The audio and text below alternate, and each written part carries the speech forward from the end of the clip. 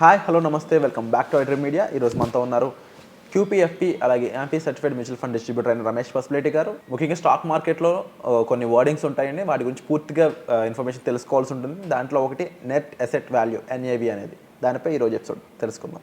Hi sir. Hi అండి. Sir, net asset value NAV, దీని యొక్క ఇంపార్టెన్స్ ఏంటి, ఇది ప్లే చేసే మేజర్ రోల్ ఏంటి, దీని గురించి పూర్తి వివరాలు చెప్తారా? డెఫినెట్గా అండి. నెట్ అసెట్ వాల్యూ అంటే మ్యూచువల్ ఫండ్స్లో మనం ఈ పదం ఎక్కువ వింటాం. ఎందుకంటే షేర్ అంటే షేర్ ప్రైస్ అంటారు. సో ఒక్కొక్క ఈక్విటీకి షేర్ ప్రైస్, ఫేస్ వాల్యూ అని, ప్రైస్ అని, షేర్ ప్రైస్ అని ఉంటుంది. అలాగే మ్యూచువల్ ఫండ్లో ఒక్కొక్క మనకి యూనిట్కి ఒక ధర ఉంటుంది. దాన్నే unit value, net asset value అంటారు.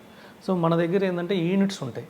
మనం ఒక అమౌంట్ ఇన్వెస్ట్ చేసాం, ఒక 10,000 ఇన్వెస్ట్ చేసామనుకోండి, మనకు కొన్ని యూనిట్స్ వస్తాయి. సపోజ్ 10 రూపాయలు ఉందనుకోండి, 10,000 మనం ఇన్వెస్ట్ చేసామనుకోండి, మనకు 1000 రూపాయలు, 1000 యూనిట్స్ వస్తాయి మన దగ్గరికి. ఈ 1000 యూనిట్స్ అనేవి కాన్స్టాంట్. సో మనం పెట్టిన 10,000కి మనకు 1000 యూనిట్స్ వచ్చినాయి, అవి కాన్స్టాంట్, అవి పెరగవు. ఇంకా పెరిగేది ఏంటంటే నెట్ అసెట్ వాల్యూ, అంటే ఆ యూనిట్ యొక్క ధర పెరుగుతుంటుంది. వీళ్ళు ఏం చేస్తారంటే మ్యూచువల్ ఫండ్ అందరి దగ్గర పూల్ చేసి ఒక కంపెనీస్లో ఇన్వెస్ట్ చేస్తారు. సపోజ్ ఒక 50 కంపెనీస్లో ఇన్వెస్ట్ చేశారు. ఆ 50 కంపెనీస్ యొక్క షేర్ ప్రైజెస్ పెరిగినాయి. ఆ షేర్ ప్రైసెస్ పెరిగినప్పుడు ఆ వచ్చే ఆదాయము, ఆ వచ్చే లాభాలంతా ఫండ్లోనే రీఇన్వెస్ట్ అవుతాయి. మనం గ్రోత్లో ఉంటే రీఇన్వెస్ట్ అవుతాయి. డివిడెండ్ పే అవుట్ ఉంటే డివిడెండ్ వచ్చేస్తాయి. సరే, మనం గ్రోత్ తీసుకుంటే రీఇన్వెస్ట్ అవి అప్పుడు ఏమైందంటే 10 rupees, 11 rupees, 20 rupees, 30 rupees, 50 rupees, 100 rupees, కొన్ని ఫండ్స్కి ఇప్పుడు దాదాపు 5,000 రూపీస్ ఉన్నాయి. మనం 1995లో ఒక గ్రోత్ ఫండ్ రిలీజ్ అయింది. సో అది 10 రూపీస్లో స్టార్ట్ అయింది, ఇవాళ 5,000 రూపీస్ ఉంది. ఎన్ని అంటే ఆ 1000 యూనిట్స్ అలాగే ఉంటాయి. కానీ ఈ 10 రూపీస్ పెరిగి పెరిగి పెరిగి సపోజ్ 1000 అయింది అనుకోండి, అప్పుడు మనం 1000 to 1000 తీసుకోవాలి. ఆ విధంగా మనం అంటే మనకి ఆల్మోస్ట్ 1,10,00,000 రూపీస్ అవుతుంది. మనం పెట్టిన 10,000 రూపీస్ 10 lakhs రూపీస్ అవుతుంది. ఎప్పుడు అవుతుంది? మనం పెట్టిన 10 రూపీస్ ఒక 1,000 ఎన్ఏవి అయినప్పుడు. అంటే ఇది ఒక ఫేస్ వాల్యూ, ఒక యూనిట్ యొక్క ఫేస్ వాల్యూ. దీన్ని ఎలా మళ్ళీ చేస్తారంటే క్యాలిక్యులేట్ చేస్తారంటే total fund size. Suppose fund size ఒక 100 crores ఉందనుకోండి. సో ఇన్వెస్టర్స్ ఒక 1 crore ఉన్నారనుకోండి. సపోజ్ మీలాగా నాలాగా అందరిలాగా ఒక 1 crore ఇన్వెస్టర్స్ ఉన్నారు. ఫండ్ సైజు 100 crores ఉంది. So 100 crore divided by 1 crore units. మన దగ్గర యూనిట్స్ అన్నీ కలిపి 1 crore యూనిట్స్ ఉన్నాయనుకోండి. 100 డివైడెడ్ బై 1, సో మనకు చేస్తే 100 రూపీస్ వస్తుంది. ఒక్కొక్క యూనిట్ వాల్యూ వచ్చేసి 100 రూపీస్. అదే సపోజ్ 10 crore యూనిట్స్ ఉన్నాయనుకోండి, 100 crore divided by 10 crore units అంటే 10 రూపీస్. నార్మల్గా ఒక ఫండ్ నార్మల్గా మార్కెట్లోకి లాంచ్ అయ్యేటప్పుడు అది యాంఫీ పర్మిషన్ తీసుకొని, సెబీ దగ్గర పర్మిషన్ తీసుకొని మార్కెట్లోకి ఎన్ఎఫ్ఓ అంటారు, న్యూ ఫండ్ ఆఫర్ అంటారు. వాళ్ళు మార్కెట్లో రావడానికి 10 రూపీస్ దగ్గర లిస్ట్ చేస్తారు. వాళ్ళు ఈ ఫార్ములా యూజ్ చేస్తారు. సపోజ్ 100 crore అనుకోండి, 10 crore యూనిట్స్ ఇస్తారు.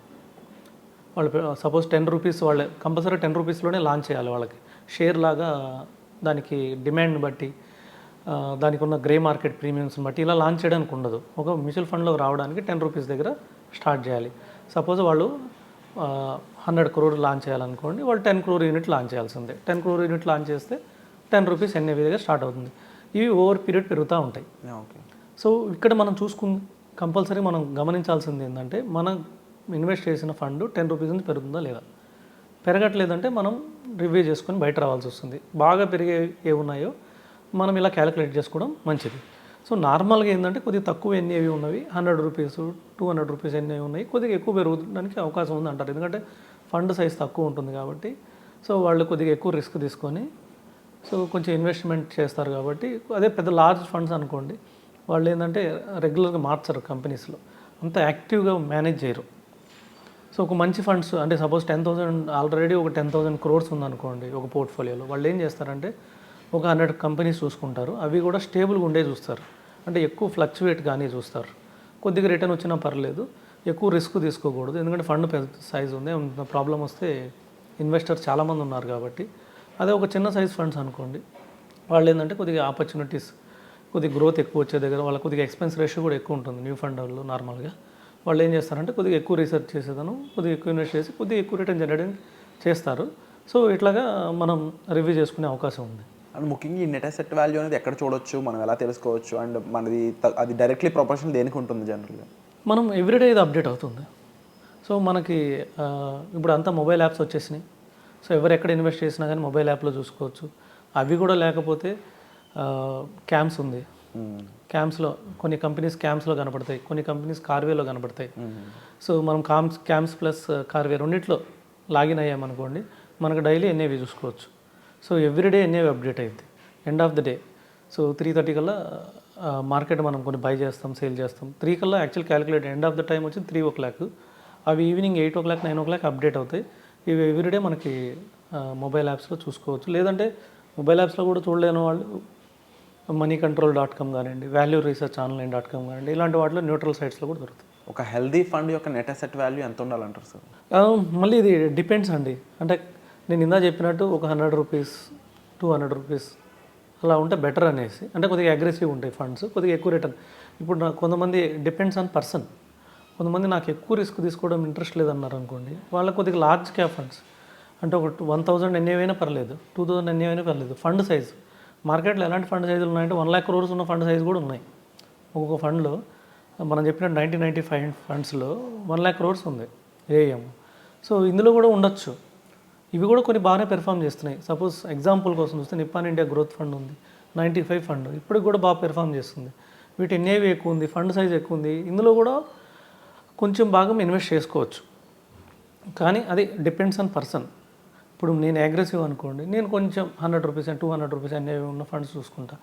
కొంచెం మీడియం, కొంతమంది ఎక్కువ రిస్క్ తీసుకోవడానికి ఇన్వెస్టర్స్ ఇష్టపడరు. వాళ్ళకి ఏంటంటే కొద్దిగా లార్జ్ క్యాప్ ఫండ్ ఒక ఫండ్, కొంచెం అగ్రెసివ్ ఫండ్ ఒక ఫండ్, కొంచెం మీడియం అగ్రెసివ్ ఫండ్ ఒక ఫండ్. సో ఇలా డైవర్సిఫై చేసుకోవాల్సి ఉంటుంది. సో ఓవరాల్గా చూసుకున్నట్లయితే సార్, పూర్తి వివరాలు అనేవి నెట్ అసెట్ వాల్యూకి సంబంధించి మనకి ఇవ్వడం జరిగింది. స్టిల్ మీకు మీరు చూస్ చేసుకున్న ఫండ్స్పై, మీరు ఇన్వెస్ట్ చేస్తున్న ఫండ్స్పై ఇంకా డౌట్స్ అనేవి ఉన్నాయి. ఈ నెట్ అసెట్ వాల్యూ ఇలా ఎందుకు ఉంటుంది, ఇంకా దీని మీద మీ ఓన్ డౌట్స్ ఏమైనా ఉన్నట్లయితే మీరు డిస్ప్లే అవుతున్న నెంబర్స్ కాల్ చేసి డైరెక్ట్గా సార్తో మాట్లాడి డౌట్స్ అనేవి క్లారిఫై చేసుకోవచ్చు. అండ్ తప్పకుండా ఈ వీడియో నచ్చినట్లయితే లైక్ చేయండి, షేర్ చేయండి అండ్ సబ్స్క్రైబ్ చేసుకోండి మా ఛానల్ని. అండ్ ముఖ్యంగా మీకు ఏ డౌట్స్ ఉన్నా కామెంట్ సెక్షన్లో మెన్షన్ చేస్తే నేను సార్ డైరెక్ట్గా అడిగే ఛాన్స్ అనేది ఉంటుంది. Thank you so much sir. Welcome అండి.